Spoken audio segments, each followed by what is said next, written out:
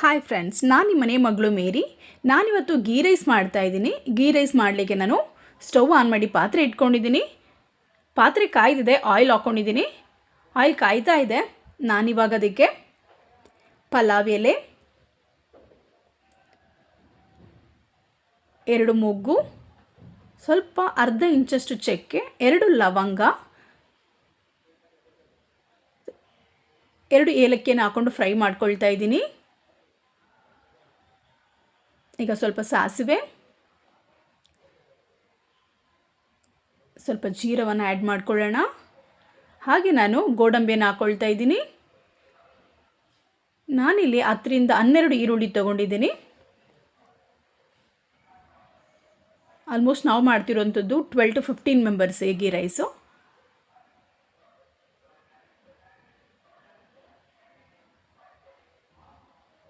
ಹದಿನೈದರಿಂದ 20 ಹಸಿಮೆಣಸಿನ್ಕಾಯಿ ತೊಗೊಂಡಿದ್ದೀನಿ.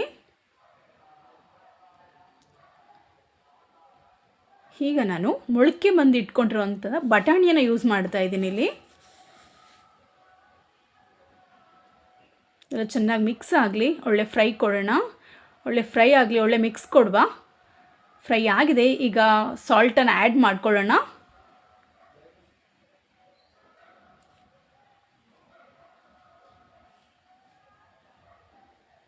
ಮಿಕ್ಸ್ ಕೊಡಿ, ಒಳ್ಳೆ ಫ್ರೈ ಆಗಲಿ. ನಂತರ ನಾವು ಶುಂಠಿ ಬೆಳ್ಳುಳ್ಳಿ ಪೇಸ್ಟನ್ನು ಆ್ಯಡ್ ಮಾಡ್ಕೊಳ್ಳೋಣ. ನಾನಿಲ್ಲಿ 2 ಶುಂಠಿ ಬೆಳ್ಳುಳ್ಳಿ ಪೇಸ್ಟನ್ನು ತೊಗೊಂಡಿದ್ದೀನಿ. ಈಗ ಕೊತ್ತಂಬರಿ ಸೊಪ್ಪು, ಸ್ವಲ್ಪ ಪುದೀನವನ್ನು ಆ್ಯಡ್ ಮಾಡ್ಕೊಳ್ಳೋಣ.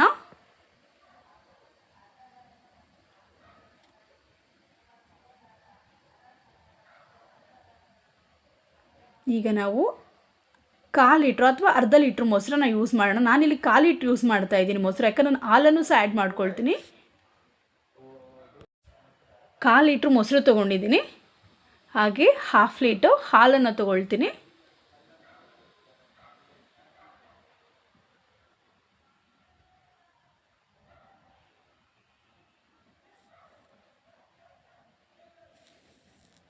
ಸ್ವಲ್ಪ ಗರಂ ಮಸಾಲನ ಆ್ಯಡ್ ಮಾಡ್ಕೊಳ್ಳೋಣ.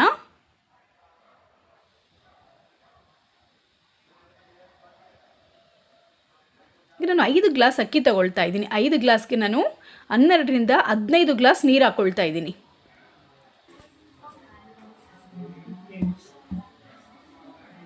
ನಾವು ಯೂಸ್ ಮಾಡ್ತಿರೋಂಥದ್ದು ಬಂದುಬಿಟ್ಟು ಇಲ್ಲಿ jeera rice. So jeera rice ಸ್ವಲ್ಪ ಟೈಮ್ ತೊಗೊಳುತ್ತೆ. ಸೊ ಅದಕ್ಕೋಸ್ಕರ ನಾನು ಸ್ವಲ್ಪ ನೀರನ್ನು ಎಕ್ಸ್ಟ್ರಾನೇ ಆ್ಯಡ್ ಮಾಡ್ಕೊಳ್ತಾ ಇದ್ದೀನಿ. ನೋಡಿ ಫ್ರೆಂಡ್ಸ್, ಚೆನ್ನಾಗಿ ಬಾಯ್ಲ್ ಆಗ್ತಿದೆ ರೈಸು. ಗೀ ರೈಸ್ ರೆಡಿ ಆಗಿದೆ. ನೀವು ಮಾಡಿ, ಟೇಸ್ಟ್ ಮಾಡಿ, ಸಬ್ಸ್ಕ್ರೈಬ್ ಮಾಡಿ, ಸಪೋರ್ಟ್ ಮಾಡಿ ಫ್ರೆಂಡ್ಸ್.